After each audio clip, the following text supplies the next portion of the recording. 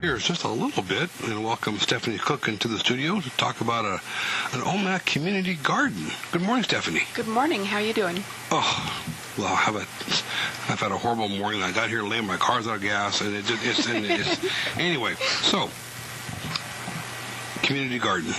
Yes. What's that all about?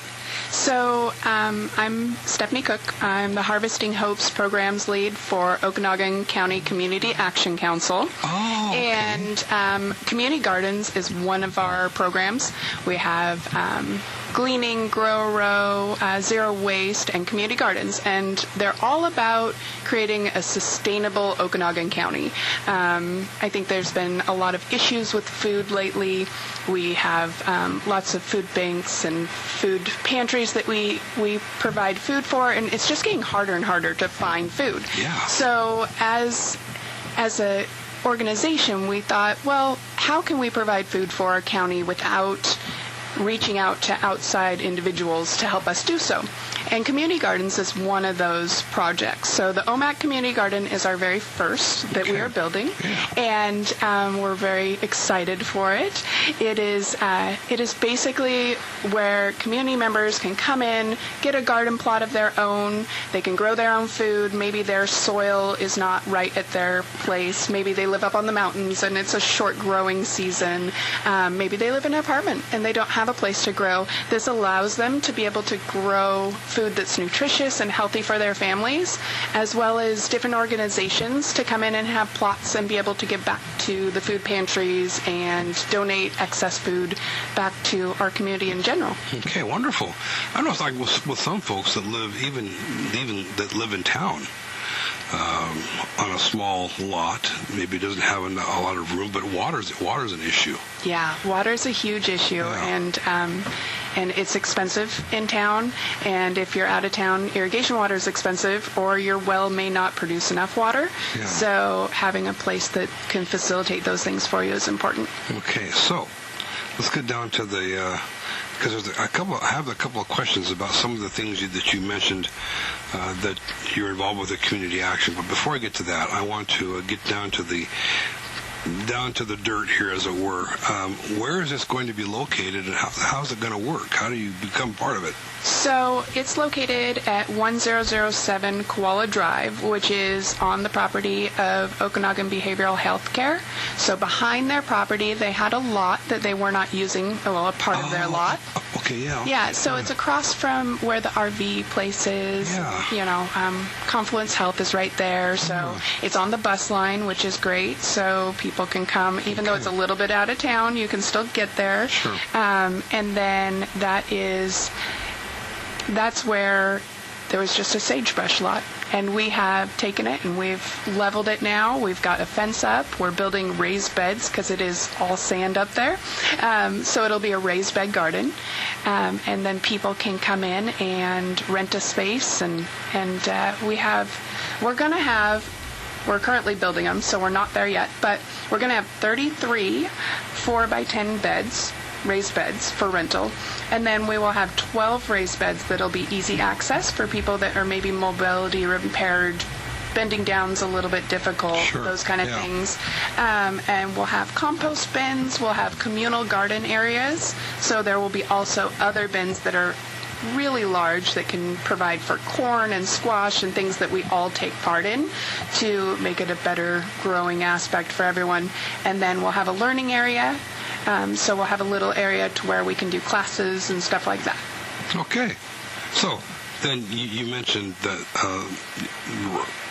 renting or rental. So how does this work then to be a part of it? What do you have to go through? Through me. Through Steph. Stephanie's the gatekeeper. Community Action Council is going to kind of head the whole thing, and so we will have beds for rent, and there will be a small fee because we do have a water bill, as we were discussing. Water is expensive. Yeah. We're on city water there, so we'll have to spread that out between the beds, but we won't turn anyone away. So there will always be some kind of program, so if you can't afford what the bed rental is, we'll have a place that you can come and you can kind of apply for a bed that is maybe sponsored by a business or is sponsored by us. However, we work that out in the end. Okay. So then they go through you to start with. Yes. That's how it starts, and then they rent. So it's each raised bed has a rental fee. Yes. Okay. And then they provide the seed. Yes. They provide the whatever they want to grow. We will have a seed library, so we have some starts for this year because it'll be a little late in the starting year, so, but we will have a seed bank and stuff that people can get as well. Okay. What is there, so this is your first one, your first project, your first community garden. The first one we're building. When you're building, okay. So you have other ones then? We're currently working with Wakanda. They're building their first community garden up there. Oh, wow. So they should be done by this spring as well. And they're building it, though. It's not just us doing it. And we're helping facilitate that with paperwork and kind of support, those kind of things. Yeah. And then we're also partnering with the Tenasket Community Garden. So we're kind of helping them for longevity and planning. It's been there for a really long time, and they want to see it there for a really long time. Okay. So with us stepping in, it kind of helps with some of the administration part. Okay. So if someone who is listening today thinks, wow, I've got a half acre that's not being used for anything. Wow, that'd be a great project. Are you looking for that as well? Yeah, we're definitely going to be expanding this project as we move forward. This summer, we have the 3 gardens going, 3 different aspects of gardens. Yeah. So we're a little bit busy, but we are taking people's names and phone numbers and getting them into kind of our database of, okay, who are we going to talk to this winter for our next projects and going forward into each year. Yeah, wonderful. Now, you mentioned when you were introducing yourself and the other projects there at Community Action, and one of them I heard was gleaning, zero waste? Mm-hmm. What were the other? Grow a Row.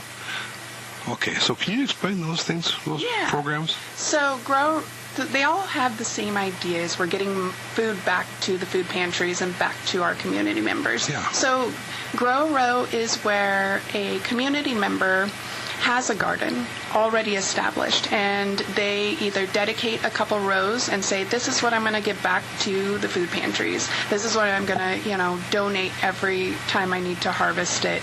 Or they say, I have excess, and this excess, I'm going to dedicate part of my excess to go back to the food pantries to help feed our local community. Okay. So, and then gleaning is where it's usually a farm, a bigger farm, and we come in and we harvest your produce. So if you have too much lettuce, but you don't want to pay someone to come out and harvest all that lettuce because you're out that money, but it's not going to actually go to the store or the farmers markets or anything like that, then you can call us and we can get a crew together and come out to your property, and we have all sorts of rules and regulations, and we make sure that your property is respected, and we harvest the food and we get to bring it back to the food pantries and distribute it out to all 9 food pantries in the county, which is super wonderful. Yeah. How does that work with orchards, with gleaning? So it works the same way. Okay, so you're allowed to, so I know I had a friend of mine who's an orchardist, and he was allowing gleaning, but then the regulations got to where he had to stop.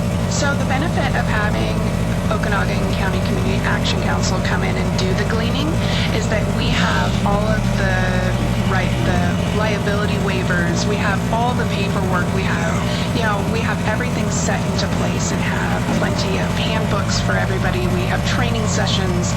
It's not just someone that doesn't understand your property and respect your property, or the liability is just huge and you don't want to take that on. We have all of this stuff to check all the boxes to make sure that you're safe, your property's safe, and none of your produce or fruit is harmed in the process. Because amazingly enough, not everybody understands how to use an orchard ladder, Right. which could be a very dangerous situation. Absolutely. A lot of liability. Yeah. Or even properly harvest your food. Okay. There is a proper way to pick everything or to harvest everything, and if you do it wrong, you can damage things around you. So that's very important. Yeah. And then the last thing was you said zero waste. Zero waste. So Okay. we've developed like a vermicomposting. What? Or vermicomposting. It's a worm bin. Oh. Yeah. Okay. So that they can compost some of the waste that we have within the food pantries, and then we're turning it back into fertilizer for our community gardens. And then just kind of everything that we do goes back into the system versus going into landfills and waste, and we can use it to produce more food. I was reading a very intriguing article in the Smithsonian here a couple of months ago, and I can't remember what country it was, but they were using it was a larva of I think it was some kind of fly that they were. Soldier fly, maybe? Yes, Yes. it was. Yeah, that was a fascinating article for the compost and stuff. They're like, wow, we don't do that here though. Some people do. Do they just okay? Yeah. We're using worms. We're Yeah, using yeah. red wiggler. Easy for you to say. Yeah, easy for you. Wiggler worms. Yeah, I couldn't say it either. No, so but yeah, but the soldier, that was the soldier fly. That's what it was. Yeah, that was fascinating how they were doing that. Wow, it was incredible. Well, good. I mean, that's wonderful. So community action is really trying to. Well, they've always have, but really trying to make a difference. Yeah, our food and nutrition department is really trying to make it all full circle, so we can provide more food and services for everybody. Yeah. Okay. So let's talk a little bit more again about this community garden. So they get a hold of you, community action. How do they do that? They'll email me at stephaniec@occcac.com. Okay. And then the process is just I want an allotment. Here's how much. What's the rent? That is still being debated. Sure. Okay. Yeah. And that is also, it's because we are not positive on how many beds we're going to have. Currently we have about 45 beds, but depending on how many, so we have to spread the bills across all those. So we're still trying to sneak a few extra in here and there, and interest. So currently I have 16 beds rented that are spoken for, and at that point they're just calling me and they're saying, hey, I am interested in having a bed, put me on the list, I would like you to call me and we can have a bed when we do the grand opening, that kind of thing. Yeah. So the watering, is that going to be set up so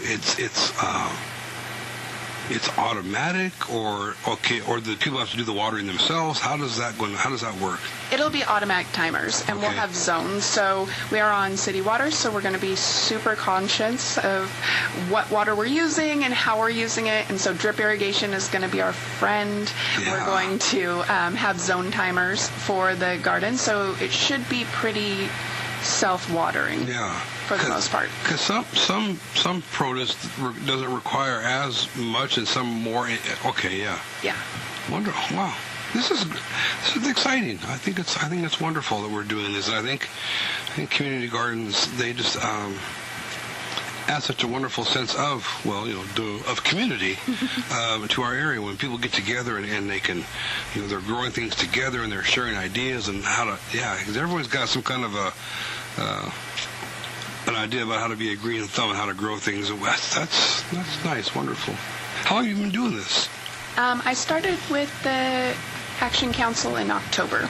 Okay, you have a background in I guess, have in had food or ag or something? Yeah, I've had gardens my entire life. Okay. I have my own organic farm up in Oroville, so I've just kind of always done this. And then I was in the restaurant industry for 23 years, owning my own restaurants. Oh. And so watching the food system and watching how wasteful that can be, and creating my own food and preparing all of our food from scratch and saving it and canning it and reproducing it. So like it's stew one day and then it's goulash the other. You just I always get it, yeah. recycling everything into something else and zero waste in that aspect.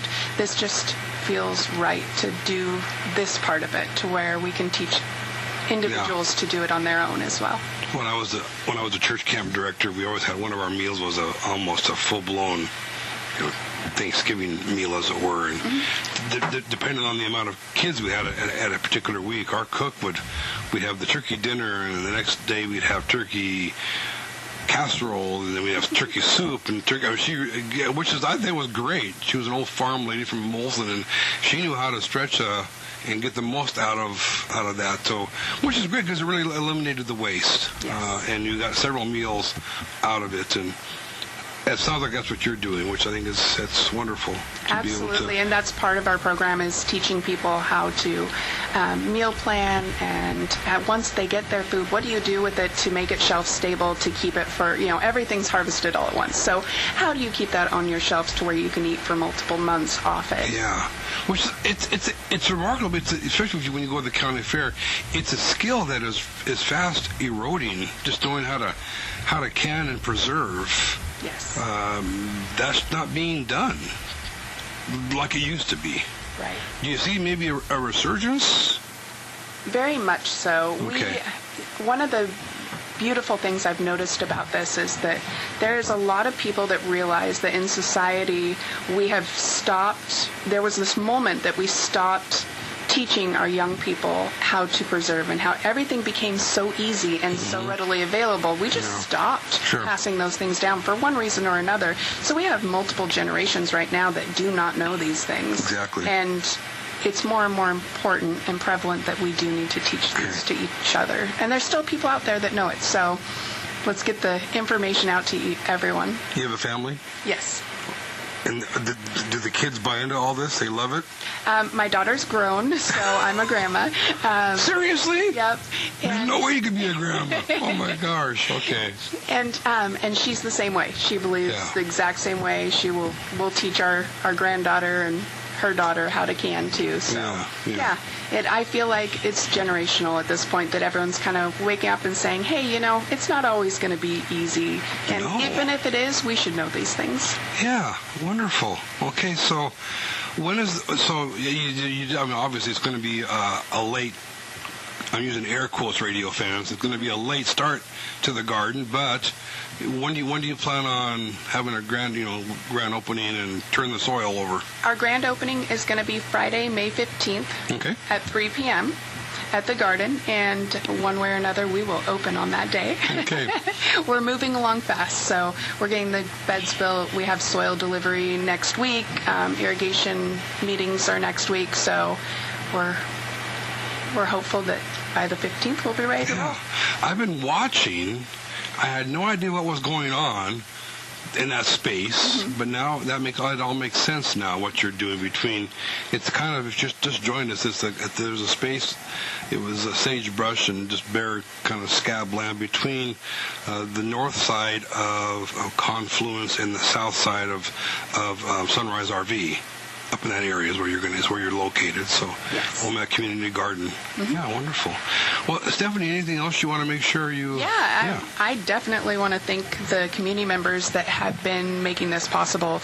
We have some businesses that have really put time and effort into this, and so I'd like to thank Proline Cutting and Excavation, Lees and Duke Excavating, Oroville Reman Reload, Smallwood Farms, Morgan & Sons Septic Service, Pape Machinery, and of course Okanogan Behavioral Healthcare, who has provided the property, which is absolutely amazing. Oh, nice. And with that, I'd like to give a special thank you to Omak School District, Amber Brink.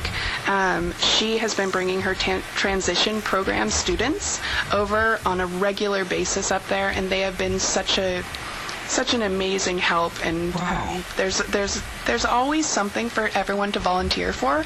It doesn't matter if you're a builder by trade, or if you're a gardener by trade, or if maybe you can't stand for very long.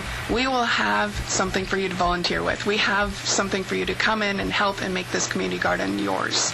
Okay, wonderful. Well, thank you very much. This is very, very informative. I didn't realize there were all those programs going on at Community Action, and just continue to make our community a better place to live and be a part. So thank you very much. I look forward to hearing how the grand opening goes and having you come back again and give us an update and as you continue on this process. Sounds good. Thank you. Okay, thank you, Stephanie. Have a good day. You too.